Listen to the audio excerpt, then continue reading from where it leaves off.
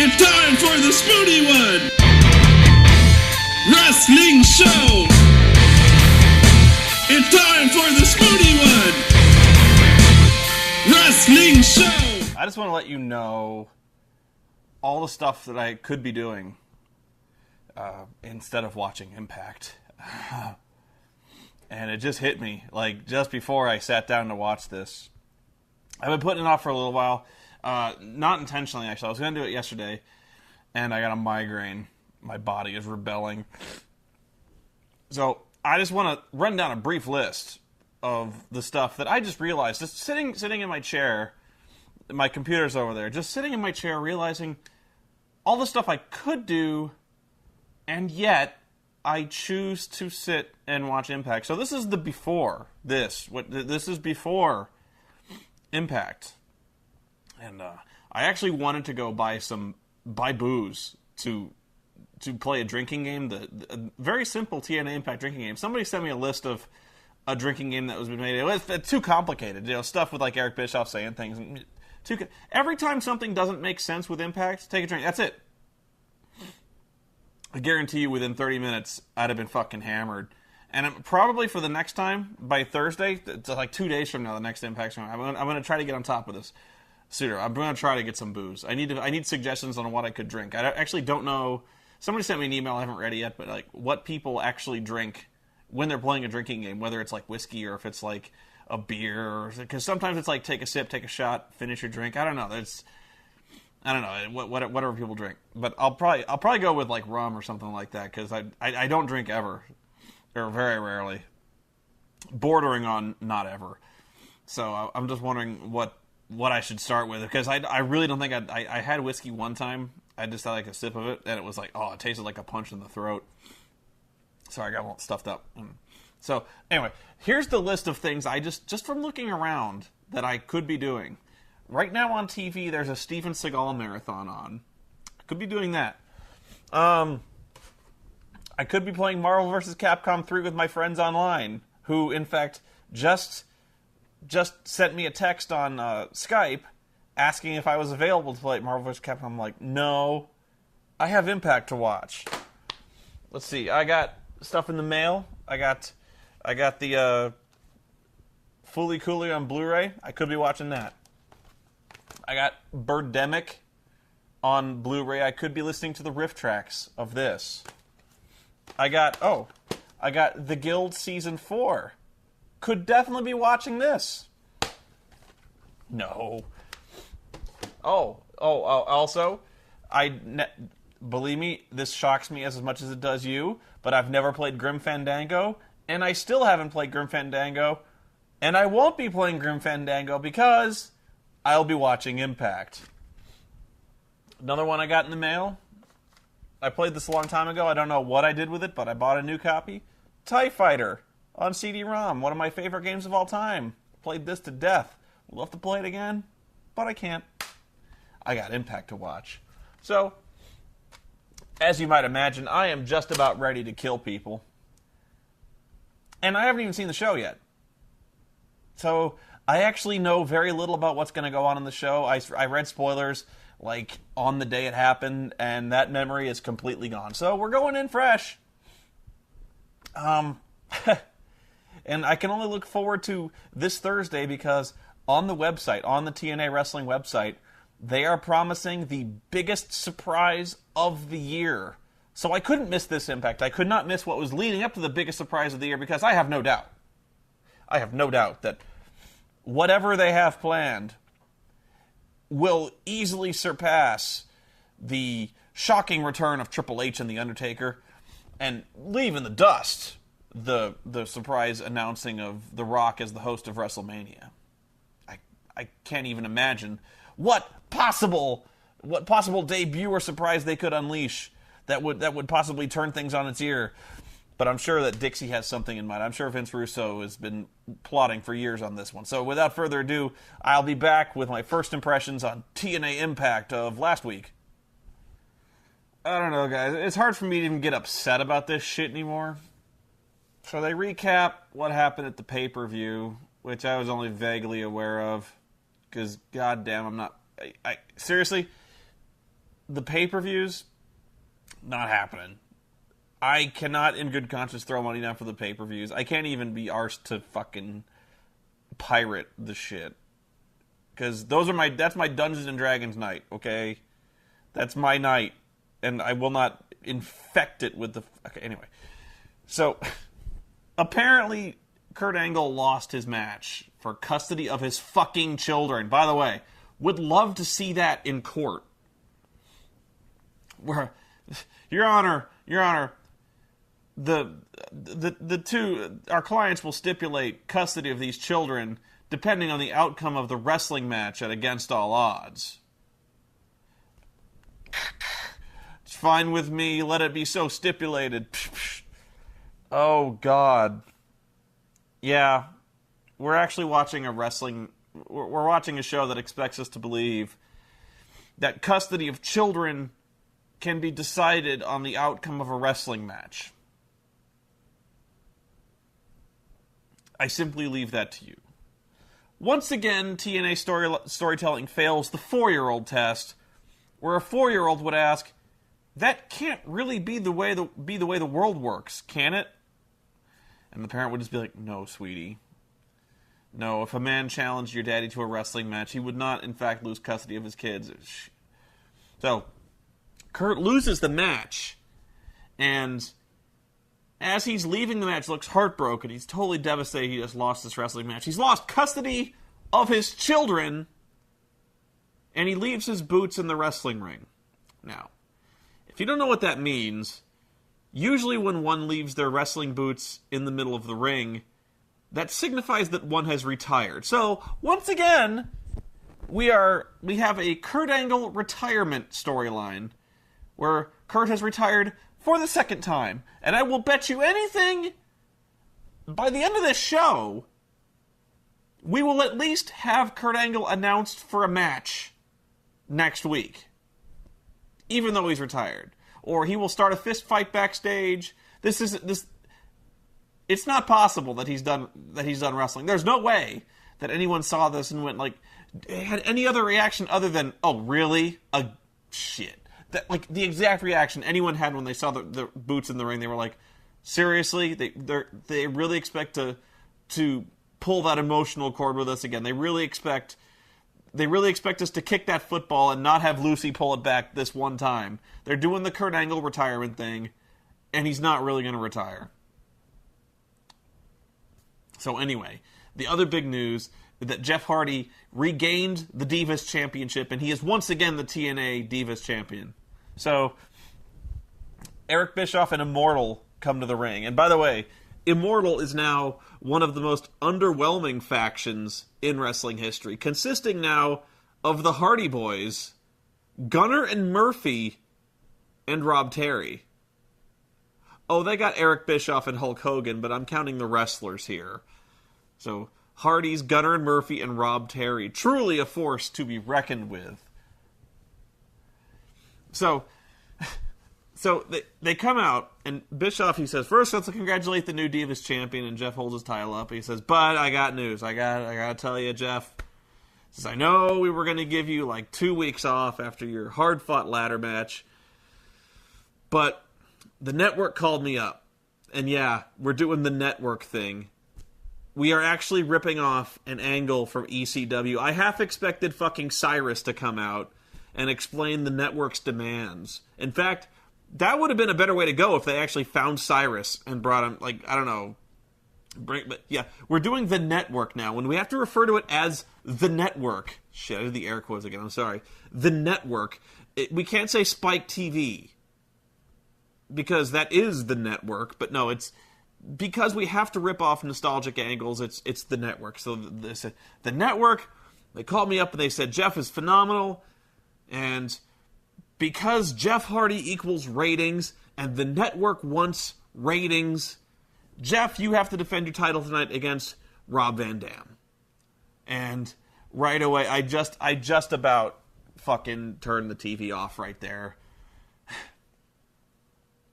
I will recap it, because if I don't, I barely remember it myself, so I have no expectations that you would remember what the fuck is going on.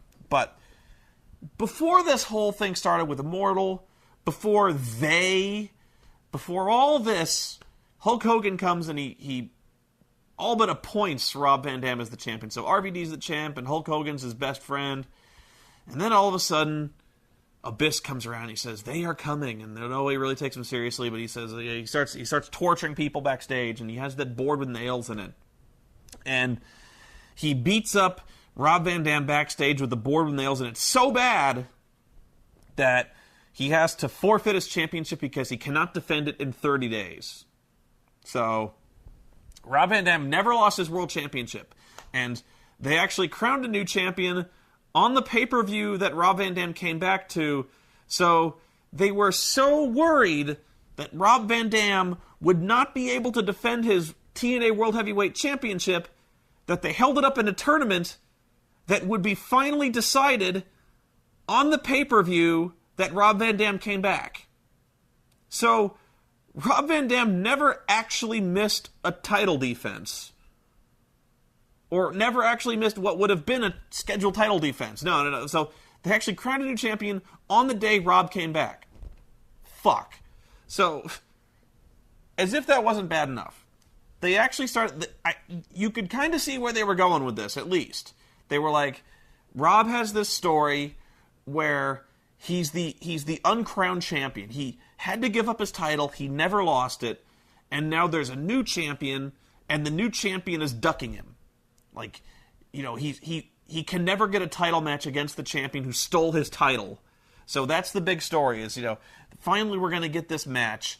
The champion who never lost his title against the champion who stole his title. We're finally going to get this match. And now we get it with no advertising on TV, not on a pay-per-view, but it's a spontaneous thing. They announce it at the beginning of the show. Because the network wants ratings, we are giving away the champion who never lost his title against the current champion on TV with no prior build-up. You know how you might have gotten ratings, network? If you announced that next week you will see a World Heavyweight Championship match between Rob Van Dam and Jeff Hardy. That might have actually built some excitement. Do you know how many ratings are going to pop between Rob Van Dam and Jeff Hardy with exactly 0 minutes build? 0. None. Because if you want ratings, you have to have something to advertise. You generate ratings by having something to advertise. Nobody is going to pick up the phone and say, hey, Sean, yeah, they're actually going to have the title match tonight even. No. So I just about fucking flipped my lid when they did that. They're giving it away. No build. I'm actually, you know what? I'm amazed they remembered that Rob was even still in the title picture. So, Jesus Christ. And so the whole time, by the way, they keep cutting away. Or not cutting, but they do like a picture-in-picture, like while Eric Bischoff is just prattling on and on and on, they pull back and they show Ric Flair getting out of an SUV because he's styling and profiling that sports utility vehicle, but whatever. So they keep showing like in real time, like 24, boop, boop, beep, boop, that Ric Flair's getting out of his fucking car and he's going backstage and just appears and Eric Bischoff's like, you know, I haven't seen Rick in 2 weeks. I don't know where the hell he is. I can't, you know, I talked to his lawyer. I can't find him anywhere. And all of a sudden, Ric Flair comes out. And he gives him the speech, you know, Eric, the reason he's concerned is because Fortune broke up with Immortal, and it's all very tragic. So where AJ Styles and the other guys have finally split away, they've turned face now, which makes no sense because, again, this makes no sense because now Fortune is allied with Mr. Anderson and the good guys, despite the fact that up until recently, Fortune was the main cause of all of the problems of Mr. Anderson and Kurt Angle. You know, Kurt Angle was beating them up with baseball bats, and they were choking Mr. Anderson and costing him his matches and all that shit. But no, it's all cool because they're good guys, whatever. So he's concerned. He was like Ric Flair. He's worried that Ric Flair might have turned babyface and stayed with Fortune. So Rick comes out and he starts acting like he doesn't like him anymore. He says, like, you don't tell me what to do, I'm a god! And I don't even want to do my Ric Flair impression, but he's like, all the people in Europe, they all were chanting, God, God, God, because that's what I am, I'm a god.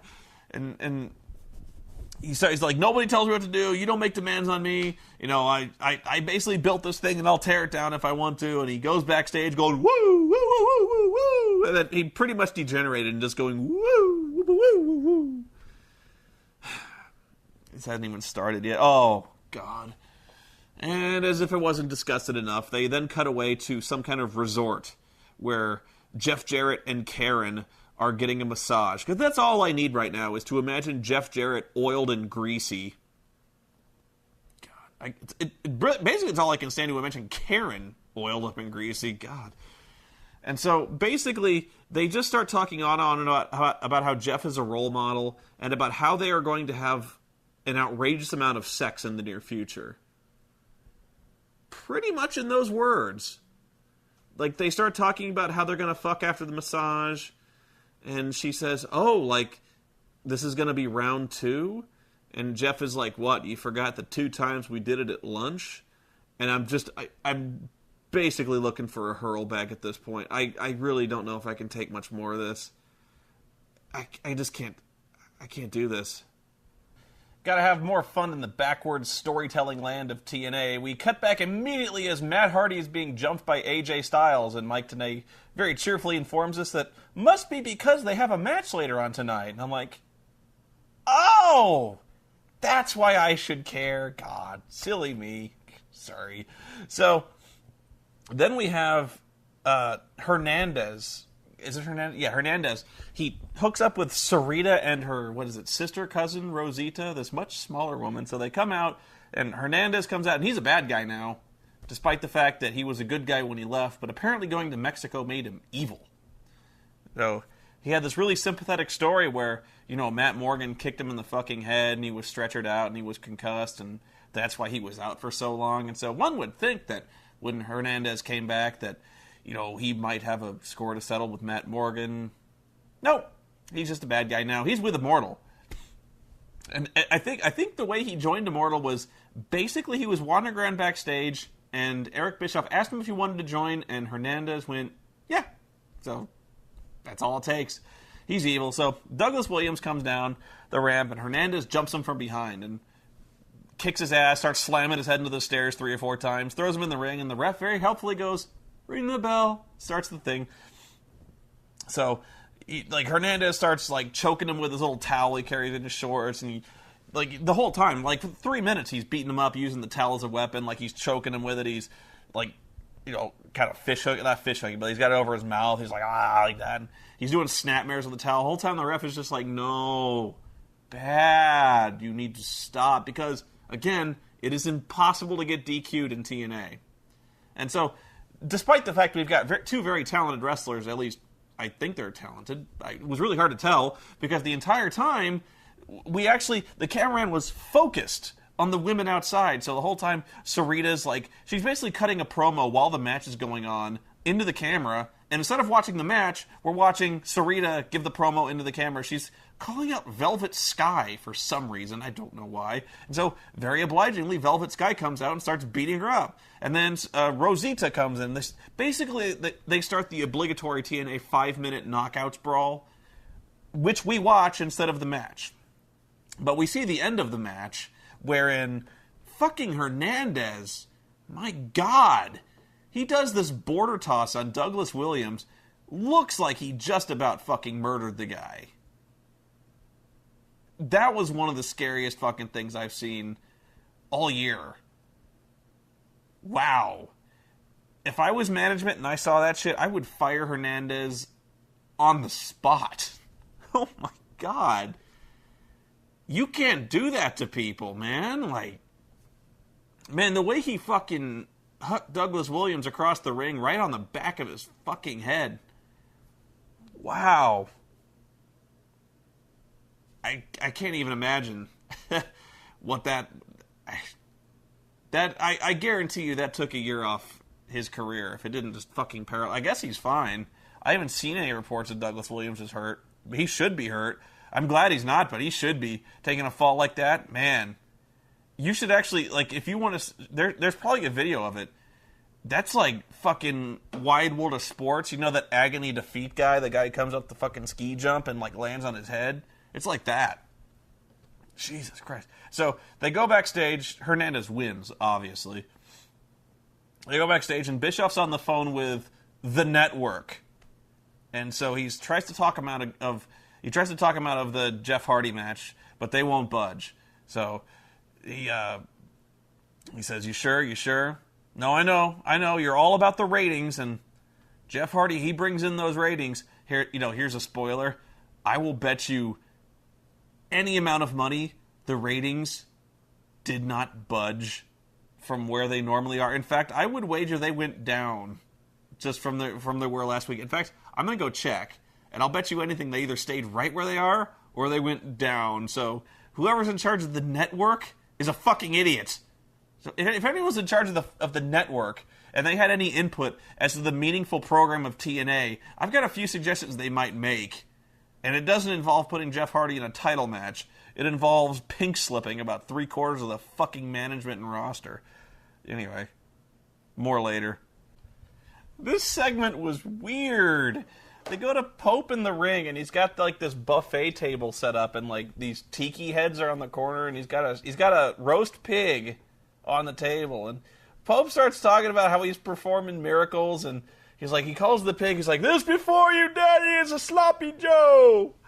And he says, like a lion in the Serengeti, Daddy, I was on the hunt, and I hunted down the fattest and the weakest, and this is it before you. Didn't he lose that match? Like, as I recall reading from the spoilers, he tapped out immediately. Whatever. But he starts saying weird stuff. Like he's actually starting to go kind of like Ric Flair in his promos, where it doesn't really matter what he says, but he says it like he's really happy and excited about it. He starts like, what was it? He's like, Ronald Reagan believes in Pope, and Michael Jackson believes in Pope. Now, hang on a second, I got a text message.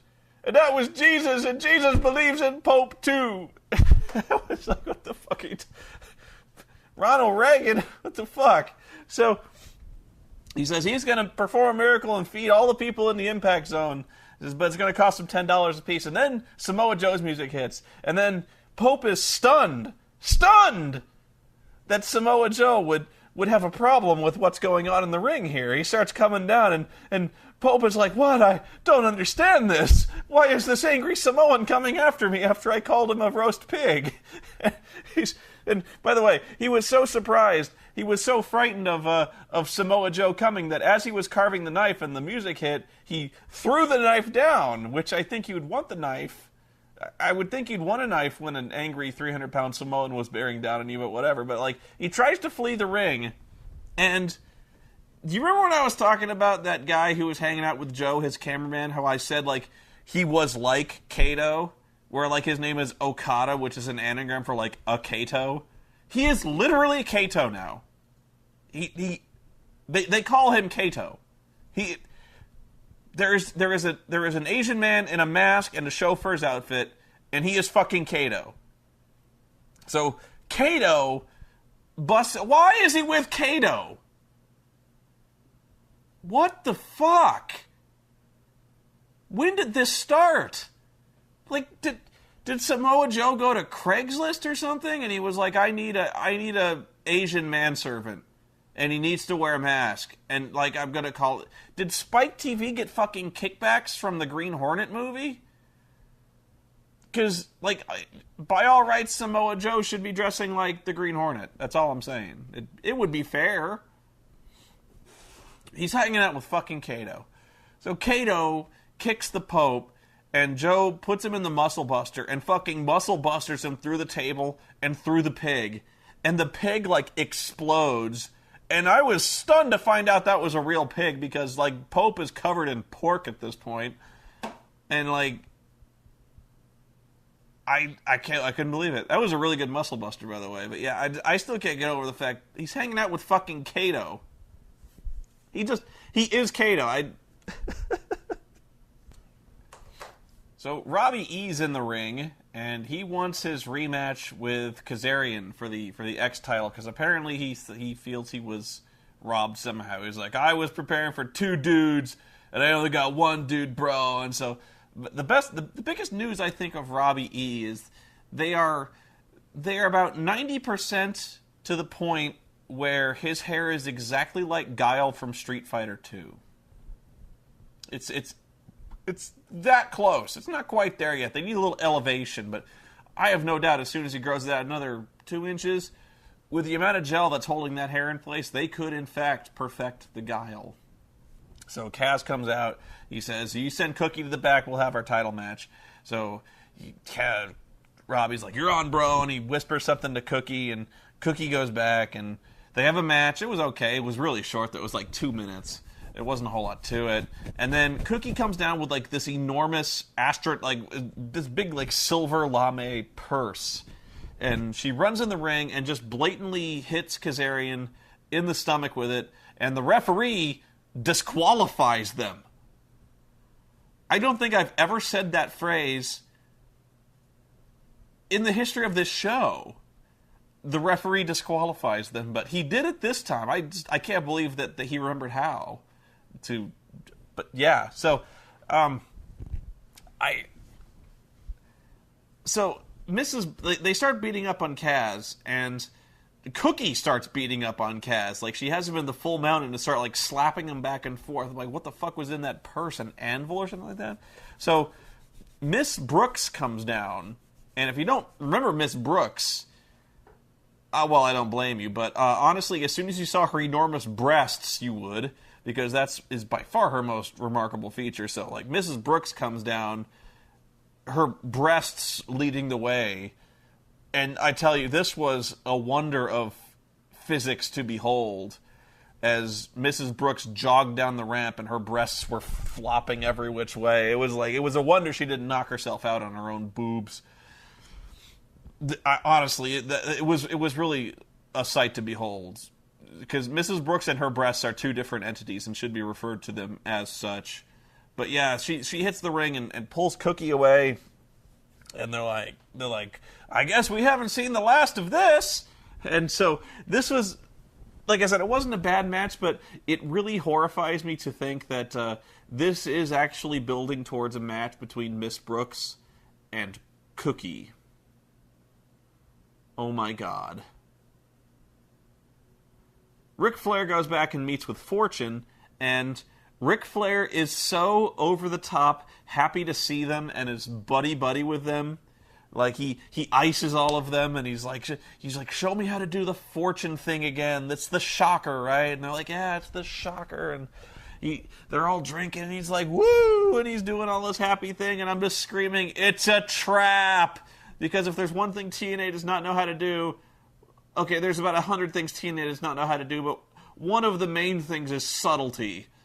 So I can almost assure you that Ric Flair is turning heel by the end of this, or at least turning on Fortune, because he's just so happy to see them, and he's like, you're my brothers, and I would never turn on you, and just, Jesus Christ. God, can I call it? In fact, I wasn't expecting this to be so immediate.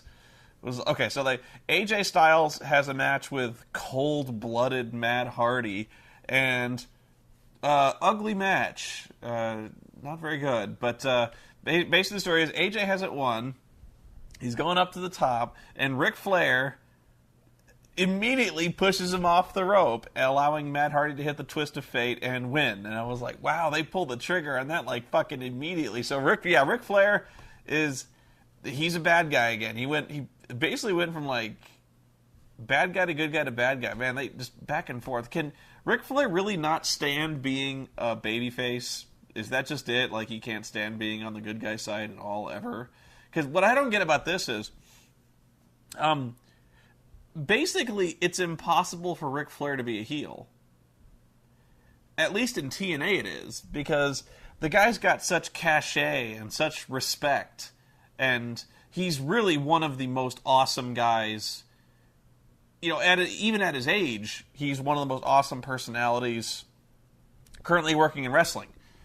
So, like, he brings such excitement to any show that he's on, the crowd kind of cheers him by default because everyone else has such a lack of personality in comparison that he gets cheered. So I don't know why he tries, because even when he's a heel, he still gets a babyface reaction. You know what I mean? So, like, even when he's a bad guy, you know, all they could ever, like, really, like, even when the heels are in the ring, when Eric Bischoff's in the ring talking, all they chant is, "We want Rick." And when Rick's not there, they chant, "We want Rick." So I just don't get this. In fact, he's actually harming the heel side of things by trying to associate with them. Like when Fortune was a bunch of heels, if he came out with Fortune, they cheered them just by default. You know, it was just kind of funny that way. So yeah, he's still with the bad guys for all the good that'll do him. Then they go to another fucking.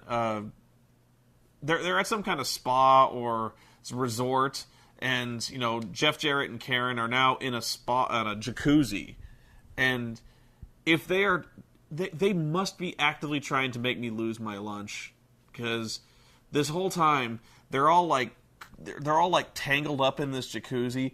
And Jeff is like making innuendos with a strawberry. And you could not be more disgusting about making sexual gestures with a strawberry if Lord Cat was rubbing him on his nipples, because it was that bad. And like the whole time you can kind of see like Karen's hand giving him a handy under the water, and I'm just like, oh God, it's so bad. Then Anderson comes to the ring and he calls out Eric Bischoff, and he wants an explanation. And actually, for the first fucking time that I can remember, Anderson's got some animation and some personality to him, and he's mad. But what kills me about this fucking guy is he chews gum all the time. And it's not just him. It's fucking Anderson and it's the Pope who are chewing gum while giving promos. I just don't get why you would do that. Like, in no other area of entertainment would you ever get away with this. Like, if I was chewing gum right now, the first few comments I'd get, like, at this moment would be like, "Stop chewing the fucking gum, we can barely understand you. You know, how inconsiderate is it of you to fucking chew gum while you're doing this show?" That's why I don't do that. I don't really like gum, but I don't chew, like, but, you know, Anderson gets in the fucking ring and he's like, "So tell me something. Why do I not get a championship match? Why? You know, like, fucking chewing the bright yellow fucking gum this whole time the Pope's chewing. So Bischoff comes down, and once again he repeats that I don't call the shots. Sometimes the network, keeps calling it the network, says the network sees ratings in this, and I had no say in it. He says nothing I can do about it. He says, but I'll tell you what, I can't put you in the match, but I can put you in the main event as a special referee. And so Anderson goes, all right. Well, first they said, but you know the reason why they may not have put you in the main event. The reason they may not have wanted you, they wanted Rob instead of you, is because you might be using certain words or certain hand gestures and certain words in your vocabulary that you shouldn't be using. And of course, Anderson uses this moment to say the word asshole like 30 times in a row. Just going, asshole, asshole, asshole, asshole. Just saying it over. Honest to God, he's like a 4-year-old with this curse word. It's like a 4-year-old who's learning to say the word ass. You know, just... Honest, I swear to you, they must have cleared this with one of the network censors. Like, can we say the word asshole? And the guy's like, yeah, whatever. And so they have latched onto this term, and they are going to drive it into the ground until they tell them they can't say it on network TV anymore. But apparently they can say asshole. But yeah, so he says, I'm going to make you the special referee, and Anderson says, okay. And then Mike checks Eric Bischoff. And so I have no idea now whether or not that means Anderson is the special referee or he's not. I don't know. And then we go backstage to the knockouts. And of course, since we're backstage with the knockouts, that means they're putting makeup on. Velvet Sky is telling Winter they have a match, or at least Angelina and Velvet have a match, and she wants Winter to stay out of it. And Winter says, all right. She kind of does her little mysterious British thing, and Pirate Whore comes in, and I'll just, you know, I always hate commenting on this because it makes me seem like such a pig, but Angelina Love looks like such a pirate whore. she wears so much goddamn makeup. She wears an incredible amount of makeup. I'm not even kidding. It must take her 2 hours to get made up. You know how, like, you'd see in, like, the DVD extras of Lord of the Rings how long it took to put the fucking nose on Ian McKellen for the Gandalf thing and, like, put layers of makeup on and build up these latex appliques. It must be like that with Angelina, with, like, all the various shades of whatever. Like, I can't imagine how long this woman takes to put on makeup, and it just makes her look like a whore. She can, it really makes her look unattractive. And I'm sure she's not an unattractive woman. But she fucking slathers this stuff on her face, and she looks like a fucking Saigon whore. It really is it's fucking horrible. It's got to be an expensive habit. Like, I don't know. She looks like a fucking car. Like, her face looks like it's been chromed and shellacked. She's got so much fucking gloss on. And so, Velvet Sky Winter's all mysterious, and Angelina's kind of caught in the middle between these two, who apparently want to fuck her. Because Winter is like, she's like, nobody understands the connection I have with you, Angelina.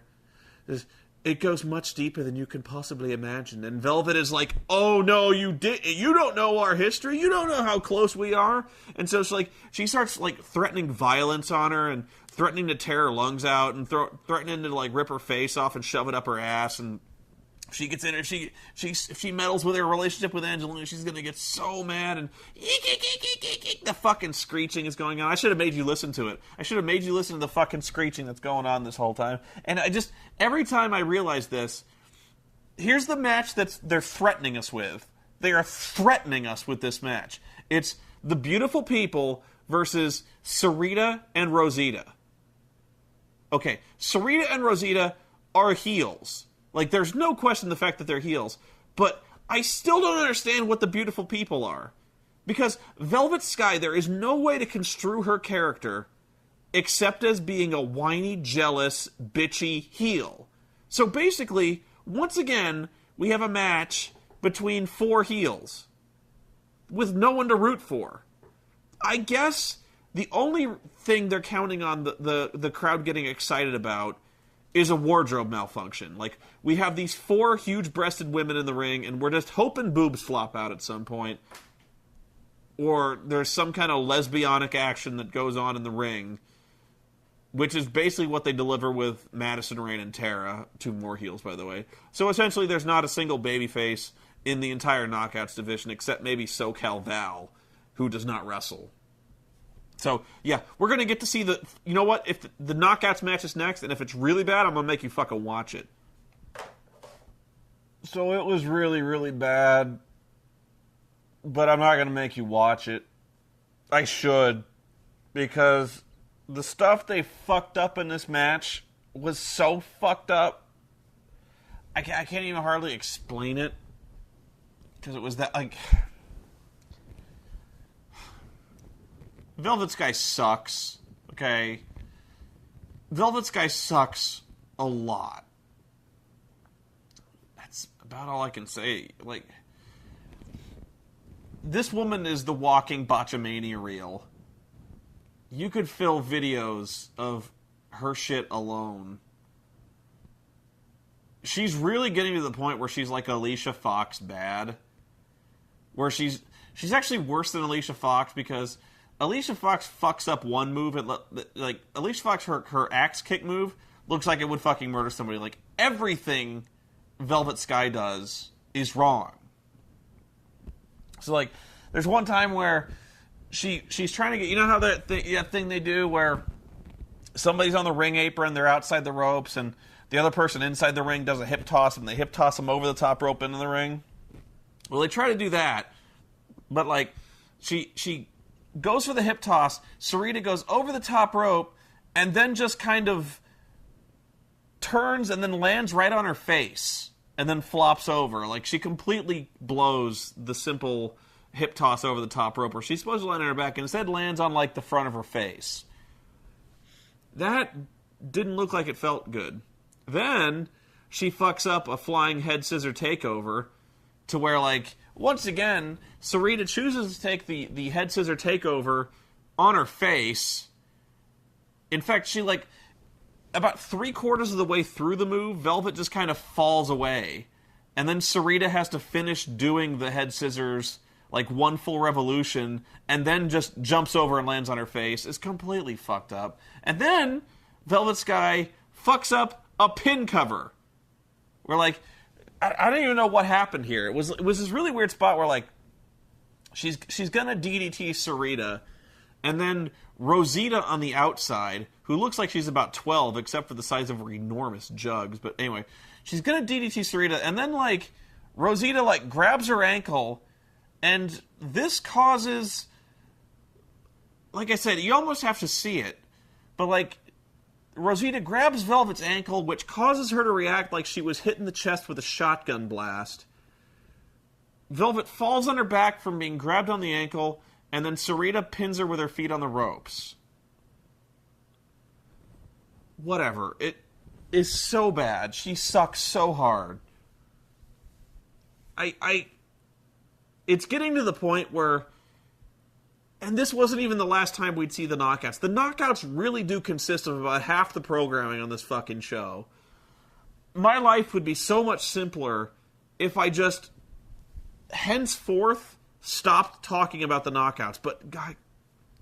So, Velvet Sky then gets the microphone, and that's never a good sign.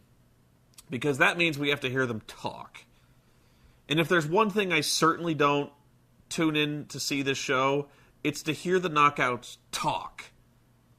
So Velvet gets the microphone, and she says she's sick of this. She says, I believe you, you're sick of this. I'm sick of this shit. So she's like, Sarita, every time we get in the ring together, I've had you beat, and the only reason you keep beating me is because you cheat. And I'm like, no. The bad guys cheat? How long have you been in this business, babe? And she's like, if it were straight up, you'd never beat me. So, you know what? We're going to settle this once and for all. I laugh. She's like, once and for all, we're going to settle this. No outside interference. No shenanigans. No cheating. So, Sarita starts laughing. She's like, oh, okay, but why don't we up the ante? Because if you want me in the ring again, you gotta raise the stakes. You gotta put up your career. You gotta put your career on the line if you want to wrestle me one more time. And Velvet's like, you're on. Let's do this. So apparently for next week, we've got a match between Sarita and Velvet Sky. Oh, joy. We've got this match, and the stipulations are no cheating, no outside interference, and if Velvet loses, she has to retire. So not only are we doing another retirement match that won't mean shit, whether or not Velvet wins, do you really believe she's going to retire? Even if she loses, do you think Velvet's done? Fuck you. So, but this match is no shenanigans. Seriously, the stipulations of this match are no shenanigans. No outside interference, no shenanigans, and no cheating. Which apparently says to me that every other match in TNA allows for shenanigans. If only they stipulated at the beginning of the match, no shenanigans, we'd have a lot cleaner wrestling organization. That's all I'm saying. We'd have Ring of Honor if we had no shenanigans in wrestling. So I probably will never get in the ring, but, just because of my general state of health, it just wouldn't be advisable for me to get in the ring. But if I do, if Matthew of Botchamania and I ever manage to get in the ring together, I am going to stipulate ahead of time, no shenanigans, no cheating. Because I will not abide shenanigans in my match. No, sir. Every other match in TNA, those can have shenanigans. In fact, I'm pretty sure in the upcoming match we're going to have between Rob and Jeff Hardy, there's going to be shenanigans afoot. But only if Rob Van Dam had stipulated from the beginning, no shenanigans. I'm sorry, that just kills me. So now we have this other thing where, once again, we're covering the Jeff Jarrett and Karen ongoing date in Orlando. So they're in a limousine, and Jeff is like, this has been a great night. It's been a great day. All day we've been enjoying ourselves. And, of course, Karen Angle has to turn this into a sexual innuendo. She's like, we haven't even started enjoying ourselves. And I'm like, and Jeff's like, no. We have dinner, my sweet. Says, I've ordered all your favorite things. And she goes, ooh, I think I know where we're going. And Jeff's like, no, you don't. And Karen's like, oh, I think I did. Jeff's like, no, you don't. I got the finest fish. We're going to have crab meat cocktails. It's going to be great. Got all this stuff ready for you. And then we're going to have dessert. And, of course, Karen is like, I've got my own dessert in mind. It involves penis. Like, she might as well have just said that. So, like, seriously, like, every fucking thing that Karen Angle is saying, she's turning it into reminding us that in the near future, they're going to have loud, filthy sex. And if there's one thing I never need to think about ever again in my life, it's Jeff Jarrett, naked, sweaty, and thrusting. Certainly not with Karen Angle's voice screaming in ecstasy in that horrible sound she's got like a rusty gate squealing to a halt. She sounds like, you know what? Seriously, if you want to have the sound effects to Dead Space 3, okay, let me put it this way. If you want to replicate the experience of Karen Jarrett's voice, simply listen to someone playing Dead Space. And you get to hear this later on soon enough. So then we go, immediately after we see this clip, they're in a limo and they're like, we're going to go have dinner. We see Kurt Angle walking around in the parking lot. And of course, he's not retired. But he's like, some journalist, the video camera guy, finds Kurt in the parking lot and he goes, Kurt, where are you going? And Kurt goes, where do you think I'm going? I'm gonna meet Jeff Jarrett for dinner. And he gets in his car and he drives away. Okay, now this goes to commercial, and my immediate thought upon seeing this is, okay, how the fuck does Kurt Angle know where they're having dinner? Really? Like, how does he know where they actually made it a point not to say where Jeff Jarrett is bringing Karen to dinner. They specifically said, like, that's even the whole reason I brought it up was like Karen says, I think I know where we're going, and Jeff goes, no, you don't. So like apparently Kurt is psychic and knows where this dinner is going to take place, and he drives there immediately. Now, then we go to commercial. When we come back, a few things happen. In fact, so fast I can barely process them. AJ Styles is super mad backstage. He's like, Ric Flair, I've been here for 9 years. I've never been that hard to find. So next week, me and you, Rick. So apparently Ric Flair, as I recall, the reason he was absent, or at least one of the reasons he was absent, is because he tore like a rotator cuff or something like that. So Ric Flair's going to wrestle next week. It breaks my heart every time he does. That really does. Then we get to see more knockouts. Madison Rayne says she's beaten up everybody in the entire knockouts division. She's issued an open challenge. Yippee. I can't wait to see Madison Rayne, the woman of 1,000 gimmicks, wrestle again. And then, what else? Oh, yeah, the dinner. The dinner, of course. So then we go back. Then we go and then they're having dinner. Jeff Jarrett and Karen Jarrett are having dinner, but they're not happy. They're like, oh, that crab meat, it stank. Oh, it was nasty. And this champagne, it's not an 84. And they're like, this champagne's horrible. And they're like, oh, the food is terrible. This meal is just god awful.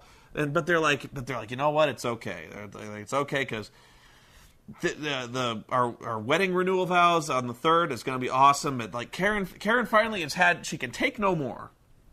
She's like, this champagne is terrible, and she starts screeching. She starts doing that thing where her voice gets to that third higher register, and she starts going like, I mean, it's terrible. I want to see your boss. I'm supposed to be a princess tonight, and I do not feel like a princess. Oh, God. It's like, I'm just coming off a migraine. It just feels like someone's taking a hot needle and boring it into my eyes. So Karen starts screaming and screaming. Look at this. This is what she's doing to me.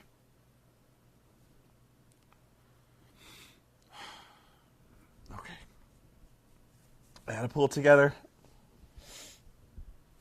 I can do this. I'm almost done. Okay, so Karen is screaming. Even the thought of it. Can you see in my eyes just the remembrance of this harpy's voice? She says, I want to see your boss. Jeff's like, I want to see your boss. And then out comes Kurt Angle in a chef's jacket. And they run away. They're like, we'll see you on the 3rd, Kurt. And Kurt goes, what? No tip? But here's the implication. Here's the implication now. I have to retrace the events of the evening for you so that you understand. Back in the limo, they say they're having dinner. Immediately afterwards, with no pause in between, Kurt has seen this, and he tells the cameraman that he is going to meet them for dinner. Okay? Commercial. Segment with AJ. Brief segment with Madison Rayne.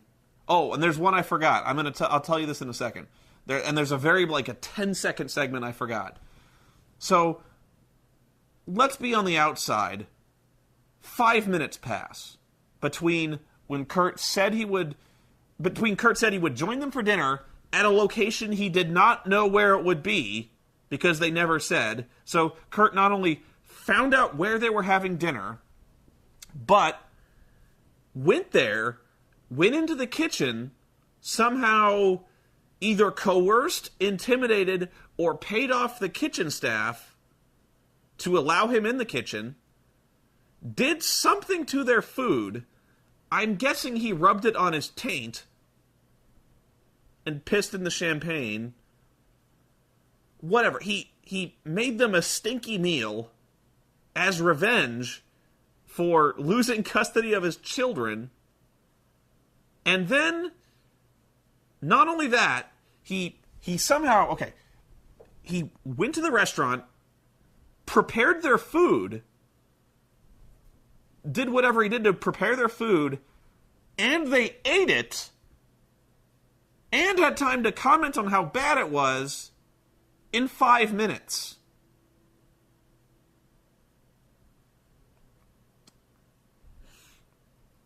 This show can seriously eat my cock. This show it hurts. Okay, the segment I missed. This was classic TNA. Really, it was, because I actually haven't. This is vintage, to borrow a Colism. This is vintage shit. Where between all this, but they do this cross wipe where they do this really rapid crash into the next segment. So fucking Madison Rayne is talking to a thing, and then they go goosh, and they crash to the next scene. And then you see Scott Steiner wearing sunglasses backstage. And this is literally the entire segment. Hang on, he goes, give me a second. He goes, Rob Terry wants a pose down with me? Well, next week I'm going to show him my favorite pose. Me sticking my fist down his throat. That's it. That's the segment.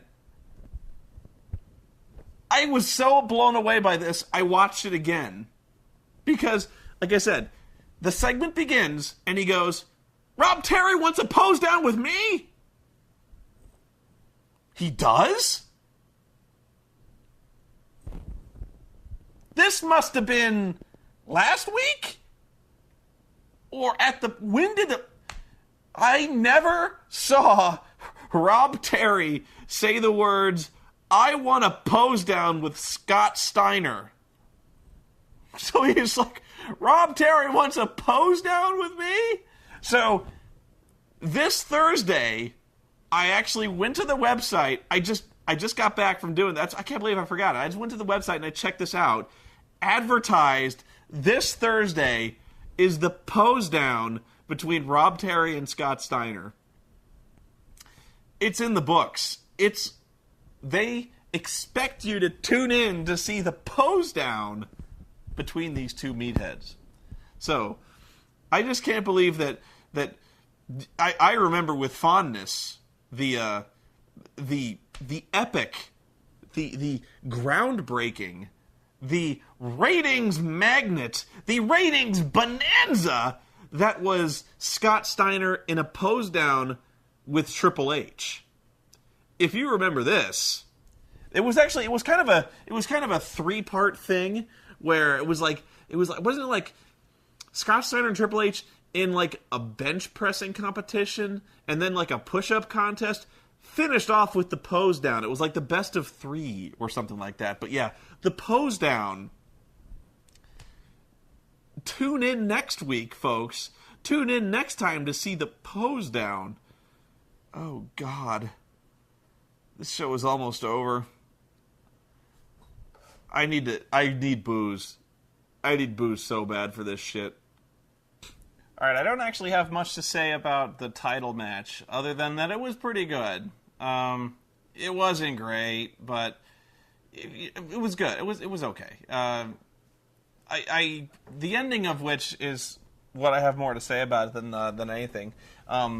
Anderson pretty much called it down the middle, which I was a little surprised by. I would think that he would probably favor Rob Van Dam over anybody, whatever. But the finish of this came when finally they're wrestling. They've both kicked out of each other's big frog splash in the senton, and they're kind of wrestling, and they back into the corner and they accidentally kind of crash into Anderson in the corner, and Anderson's got a problem with this. So he's staring daggers at Jeff. He's like, "Hey, you fucking ran into me." And then Jeff, while he's distracted, he's kind of like locked eyes with him. Jeff throws his leg back and kicks RVD in the balls, but Anderson doesn't see it.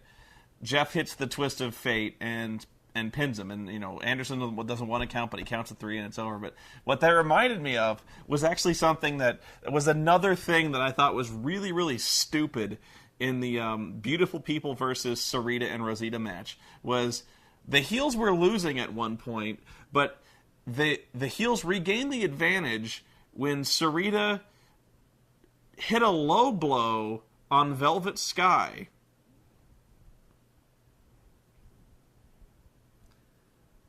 That's one of those moments in wrestling that makes one kind of pause, where you're like, did they really do that? Yeah, they did that. And like I said, I'm not contesting like if you kicked a woman between the legs, whether or not it would hurt. I have no doubt it would hurt as much as if you kicked someone anywhere. But the fact that they sold this low blow like it was some extraordinary means of reversing the tides of the match. That's the sort of thing, like if you kicked a man, if you did a low blow on a man, that would change the entire pace of the match. You would regain the advantage this way because that's a sensitive area for a man to get hit in. But like just for a low blow to land on a woman, she'd be like, "Ow! Why did you do that?" Like that. It would be like a kick in the. I don't know. That was just. I won't claim to speak on the sensitivity or lack thereof of certain regions of the female anatomy. I'm simply saying that I doubt that kicking a woman in that fashion, in the fashion that, basically the exact same fashion that Jeff, when he kind of threw his leg back between, Rob's legs, that it would be like a woman would sell this like she had just been, punted in the balls. I'm just saying the effect is not the same, but yeah. I think of my main objection to this is the fact that really the whole Rob Van Dam thing has now been forgotten. Well, maybe not forgotten, but I'd have to see next week's show to know whether or not they're really going to follow up on this. But, really, this seems like Rob Van Dam's kind of done, in terms of being in the title hunt. So, what started out as being like this grand storyline that stretched out over 6 months. And they've said that. This is like 6 months he's been waiting for this opportunity. And it all kind of gets blown away in one match with no build.